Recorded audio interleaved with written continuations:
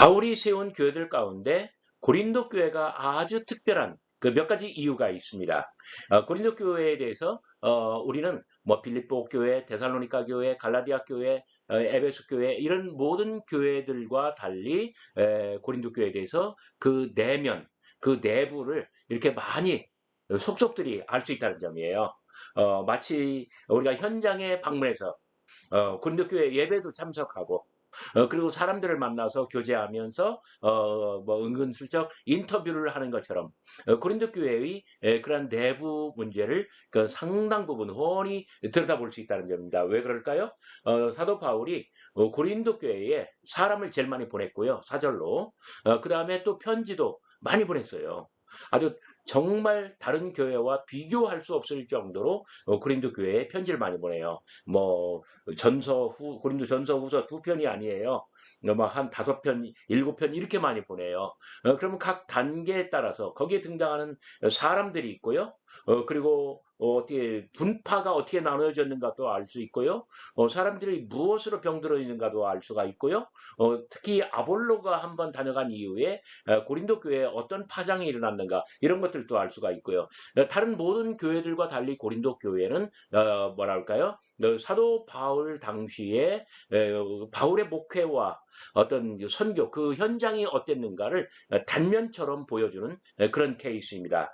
이런 모든 일들 경험들을 통해서 사도 바울에게는 어떤 노하우가 축적되고 지혜가 생기고 그리고 목회가 무엇인지 선교가 무엇인지 드디어 이러한 것들을 굉장히 많이 터득하게 되는데 물론 그 모든 기본은 안디옥 교회에서 배운 것입니다. 안디옥 교회에서 배운 어떤 그 기본 틀이 있는데 그 틀 안에서 또는 그 기반 위에서 본인이 새롭게 경험하고 새롭게 맞닥뜨리는 이런 모든 일들이 바울로 하여금 목회를 터득하게 만들었다는 거예요.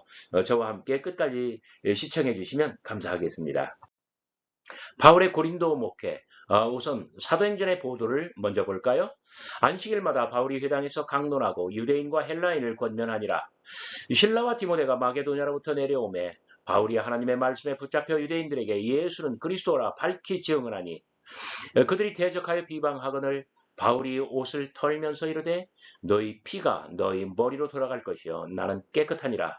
이후에는 이방인에게로 가리라 하고 점점점. 자 여기서 바울은 어떤 회당은 유대인 회당이죠. 그죠? 그리고 유다인 회당에서 하니까 유대인들이 그 안에 있어요. 그런데 일부 헬라인들도 있단 말이에요. 그런데 어떤 그 하나님의 말씀에 붙잡혀 유대인들에게 예수는 그리스도라 밝히 증언하였다. 예수는 그리스도라.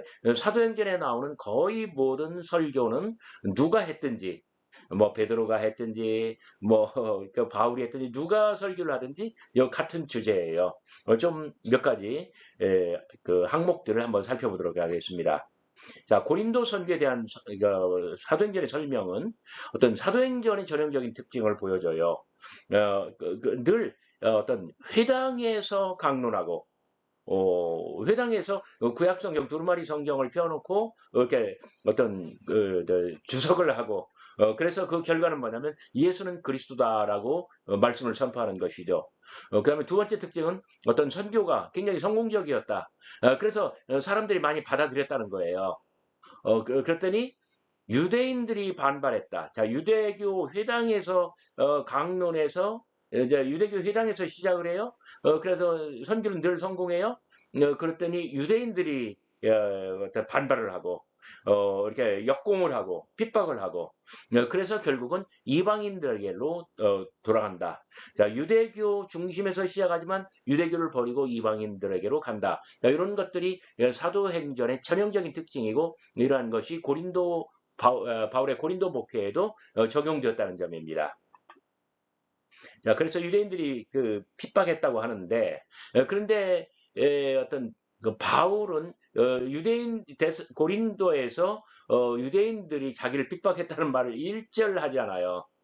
그러면 다른 경우는 어땠을까요? 갈라디아 교회, 그 다음에 빌립보 교회, 그리고 데살로니가 교회. 빌립보 교회와 데살로니가 교회에서는 유대인들의 핍박이 일절 없어요. 갈라디아에서도요. 초창기에는 아무런 문제가 없어요. 그런데 2차 전도 여행을 마치고 3차 전도 여행으로 가니까 그때 유대인들이 들고 일어났다. 이제 이런 식이거든요. 그래서 사도행전의 보도와 바울 서신에서 직접 보는 거하고는 좀 거리가 있을 수 있다는 점입니다. 사도행전의 그 다음 보도입니다. 밤에 주께서 환상 가운데 바울에게 말씀하시되 두려워하지 말며 침묵하지 말고 말하라. 내가 너와 함께 있음에 어떤 사람도 너를 대적하여 해롭게 할 자가 없을 것이니 이는 이 성중에 내 백성이 많음이라. 1년 6개월을 머물며 그들 가운데 하나님의 말씀을 가르치니라. 자, 1년 6개월이나 머물렀대요. 갈라디아 거기 있을 때 어떤 질병이 나와서 치료하느라 조금 더 걸렸고 빌립보 데살로니가 뭐 한 달 안팎으로 굉장히 짧게 머물렀어요. 그런데 고린도에서는 아주 턱없이 길어져요. 1년 6개월. 왜 그랬을까요?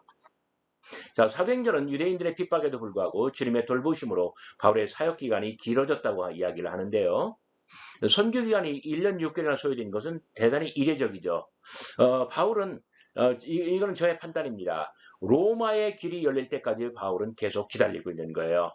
뭐 어떻게 보면은 그 아굴라 브리스길라 이 가정의 환대가 좋고 브리스길라의 친절이 좋아서 오래 머무르는 것처럼 볼 수도 있지만 바울에게 마음속에 있는 건 뭐냐면 언제 로마가 열리느냐예요. 49년도 클라우디스 칙령으로 바울은 들어갈 수 없었고 그리고 아굴라 브리스길라는 오히려 로마에서 쫓겨났고 그리고 고린도에서 만난 거잖아요. 그래서 로마의 문이 열릴 때까지 무한정 기다리면서 어떤 사역을 냈더니 1년 6개월이나 걸렸다는 것이죠. 성미 급한 바울에게 갈라디아, 빌립보, 데살로니가 사역이 어떤 지나가는 선교, 그래서 굉장히 짧았다고 한다면 고린도 사역은 대단히 어떤 정상적인 목회, 악의로 말하면요, 제가 좀 심하게 말하는지 모르는데 갈라디아, 빌립보, 데살로니가 교회는요, 길 위에서 악의를 낳은 거예요. 그래서 잘 양육하지 못하고 빨리빨리 막 떠나는 거예요. 왜? 마음이 급하니까, 성미가 급하니까, 빨리 로마로 가야 하니까. 그런데 자, 이런 목회 사역이 지나가는 목회였다고 한다면 고린도는 1년 6개월이나 머물러야 돼요. 그래서 이제는 어떤 지나가는 과정으로서의 교회와 목회가 아니라 교회와 목회 자체가 하나의 목적이 되는 그런 정상적인 목회로 바뀌고 있다는 점 여러분들 기억해 주시기 바랍니다. 사역의 기간이 길어지면 별별 일이 다 일어날 수가 있죠. 고린도 교회가 그런 경우입니다. 고린도 교회 바울의 인물들, 그러니까 교회 내부에 있는 사람들, 교회 외부에 있지만 고린도 교회를 오가는 사람들, 자, 고린도 교회를 중심으로 해서 고린도 교회에 소속하든지 아니면 고린도 교회와 관련된 그러한 인물들은 누가 있을까요? 자, 동행 및 사절로서는 실로아노, 디모데가 있습니다. 이 두 사람은 바울과 함께 고린도에 발을 들였고, 그리고 실로아노는 데살로니가 전서를 함께 공저한 사람이 되고 디모데도 데살로니가 전서의 공동 저자가 되죠. 그리고 디모데는 특히 나중에 고린도 후서의 공저자가 돼요. 공동 저자가 돼요. 아마 실로아노는 고린도에서 아마 빠져나갔을걸요. 그다음에 소스데네도 고린도 전서의 공동 저자고요. 그다음에 디도, 이 사람은 사절이죠. 사절로서 가장 많이 오가는 사람이 바로 디도입니다. 바울이 에베소에 있을 때 디모데도 사절로 고린도를 다녀갑니다. 그런데 어떤 디모데는 실패하고 디도는 굉장히 아주 대단한 성과를 올립니다. 자, 더디오는 이렇게 제일 더디 왔네요. 로마서 16장에 이름이 등장하는데 이 사람은 고린도 전서를 죄송합니다. 이 로마서를 대필한 사람으로 이렇게 불러주는 대로 받아 쓴 그런 사람으로 등장하고 있습니다. 자, 이런 사람들이 고린도와 관련해서 어떤 쉽게 말하면 어떤 성직자 계층 이제 그렇게 비유할 수가 있습니다. 자, 현지 동역자는 누구일까요? 자, 고린도 교회, 고린도 목회와 관련해서 가장 큰 특징이 뭐냐면 현지 그리스도를 발견했고, 그 인간관계를 맺었고, 교제를 했고, 그리고 시너지 효과를 냈다는 거예요. 아굴라와 브리스길라는 로마에 있을 때 이미 그리스도인이었고, 바울이 고린도에 발을 들였을 때는 바울을 영접해주는 사람이에요. 정말 고린도에 아굴라 브리스길라 부부가 있었다라고 하는 것은 그 고린도 목회에 있어서 향후 바울의 어떤 필생의 사역에 있어서 아주 결정적인 도움이 될 것입니다. 그 다음에 우리가 잊지 못할 사람이 한 사람이 누구냐면은 아볼로입니다. 아볼로가 고린도를 다녀가고 나서 모든 게 바뀌고 말아요. 그런 점에서 아볼로는 아주 굉장히 독특하고 특별하고 정말 고린도 교회에 바울 다음으로 가장 큰 영향을 끼친 사람이 아볼로인데 그게 긍정적인 역할일까요? 아니면 부정적인 역할일까요? 나중에 고린도 전서를 제가 설명할 때 그때 여러분들에게 말씀드리도록 하겠습니다. 자, 고린도에서 얻은 개종자들은 회당장 그리스보, 그다음에 온 교회를 돌보아주는 가이오, 개역 한글 성경에서는 온 교회의 식주인 가이오라고 나와 있어요. 그러니까 고린도의 모든 성도들을 자기 집으로 주일마다 초대해서 음식을 대접하고 거기서 예배와 그리고 교제를 이뤄 나갈 수 있도록 이렇게 호스팅을 해주는 초청을 해주는 그런 아주 대재벌이었습니다. 그 다음에 굉장히 믿음이 좋고 덕스러운 스테바나 뒤에는 꼭 함께 따라다니는 사람이 있어요. 부드나도 아가이고 그 다음에 글로의 집 사람들, 글로에는 여성 이름입니다. 클로이, 요즘은 클로이라고 발음을 하죠. 이 글로의 집 사람들은 그 고린도 교회가 대부분 아볼로파로 넘어갔을 때 스테바나, 부드나도 아가이고와 함께 정말 끝까지 바울에게 어떤 충성심을 지킨 그러한 사람이에요. 그 다음에 갱그리아 교회의 일꾼 베베도 여성인데 갱그리아는 고린도로부터 9km 떨어져 있는 항구 도시죠. 그러니까 고린도라고 말할 때는 그 갱그리아까지 다 포함하는 거예요. 그런데 갱그리아라고 따로 이야기할 때는 고린도와 조금 구별된 그런 개념이죠. 베베도 아주 큰 가문을 이뤘을 것으로 봅니다. 고린도의 시 재무관 에라스도, 고린도가 하나의 도시국가였다고 한다면 에라스도는 이 도시국가의 재무부 장관입니다. 어마어마한 지위가 있는 것이죠. 그 다음에 형제 구아도, 그 다음에 아홉 번째 디도 유스도, 그 다음에 고린도 교회에 많은 여성들이 있어요. 고린도전서와 11장부터 14장까지 바울은 특별히 고린도 교회에 편지를 할 때에 여성들의 문제를 다룹니다. 이름 없는 많은 여성들, 실제로는 이름들이 있었겠죠. 글로에처럼. 그런데 이름으로 언명되지 않았기 때문에 그러나 아주 특별한 그룹이고 그러한 존재이기 때문에 제가 일부러 언급하는 것입니다. 11번째 고린도 후서에 보면은 그 사도를 근심하게 한 자, 그 다음에 12번째 불의를 행한 자, 그 다음에 불의를 당한 자, 자, 이런 사람들이 고린도의 어떤 교인들을 바울이 고린도에 들어가서 개종한 사람들이라고. 근데 여기 사도를 근심하게 하는 사람, 불의를 행하는 사람, 불의를 당하는 사람 이런 사람들은 다 잘못된 그런 경우예요. 그리고 여성들도 아주 특별합니다. 고린도에는 아까 그런 바울이 들어가서 개종한 사람들 그들을 중심으로 여러 개의 가정교회들이 있는데 자 그리스도가 온 집안과 더불어 주를 믿으며 수많은 고린도 사람도 세례를 받더라. 자 그리스도가 온 집안과 더불어 어떤 예수님을 영접하고 그리고 그 외에 다른 수많은 사람들이 세례를 받았다는 거예요. 자 그러니까 한 사람이 개종을 하면 집안 전체가 따라와요. 그래요. 회심과 개종은 집안 단위로 이루어집니다. 여기서 집안이라고 할 때는 어떤 핵가족이 아니라 아주 거대한 문중이에요. 그러니까 어떤 그 하우스홀드. 그러니까 그 집에 딸린 뭐 머슴들, 그다음에 식모들, 그다음에 그 집안이 경영하는 어떤 그 사업이 있다고 한다면 그 사업에서 거기서 일하는 종업원들 이 모두를 다 포괄하는 개념이에요. 그런 의미에서 확대 가정이고 그러한 집들로 교회가 구성이 되었다는 점이에요. 자, 고린도 교회는 고린도 지역의 여러 가정들의 예배와 친교의 그룹이라고 말할 수가 있습니다. 아굴라 브리스길라의 집. 자, 이 집 작업장으로 사도 바울이 초청을 받은 거 아니에요? 그 다음에 글로에의 집. 이 사람은 바울이 에베소에 있을 때 고린도에서 아주 항해로 배를 타고 항해하여 몇백 킬로를 에베소까지 와서 바울에게 교회의 상황을 보고하고 또 바울에게 지침을 받고 한 사람이에요. 스테바나도 마찬가지입니다. 바울은 스테바나의 집 사람들에게 세례를 베풀었다고 합니다. 가이오, 그러니까 아까 말한 것처럼 온 교회의 식조인, 그 모든 사람들 다 초대해가지고 자기 집에서 먹이고 예배하고 교제하게 만드는 사람.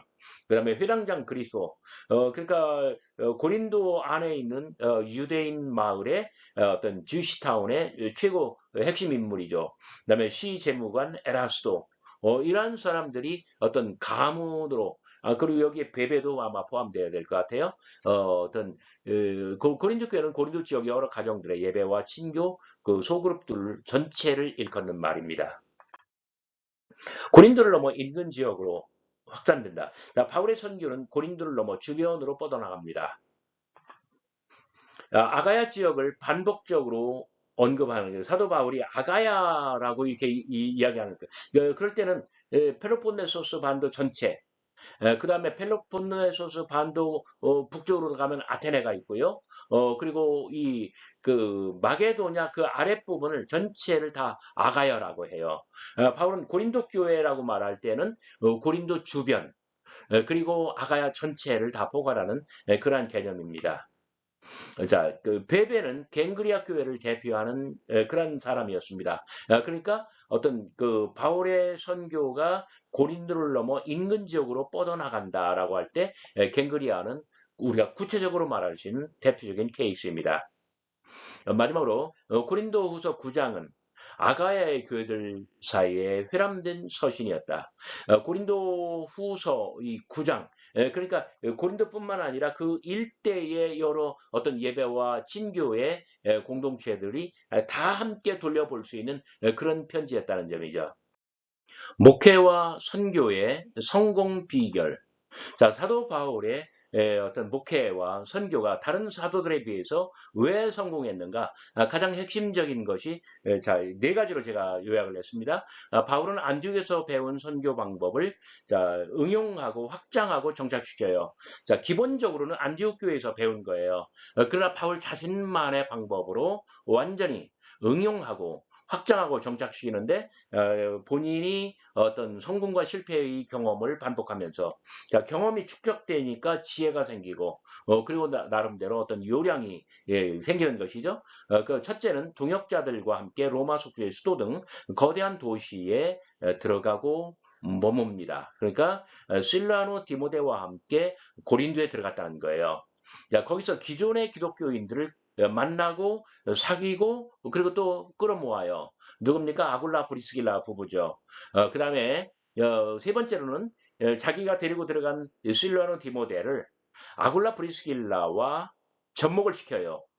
그래서 그러니까 어떤 이동하는 선교팀, 그다음에 현지에 어떤 그 뿌리를 내리고 정착한 사는 사람 둘을 결합시켜 가지고 시너지 효과가 나게 하는 것이죠.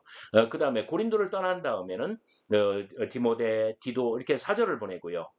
또 고린도 전전서, 고린도 전서, 그다음에 뭐 고린도 후서의 여러 부분들 막 거의 한 7차례 우리가 확인할 수 있는 것만 하더라도 이제 그렇게 서차를 띄워서 보낸다는데 이렇게 해가지고 어떤 뭐랄까요 고린도 목회를 이렇게 하고 저렇게 접근하고 또 반대편에서 또 하고 이런 식으로 계속 뭐랄까 입체적으로 해나간다는 점이에요.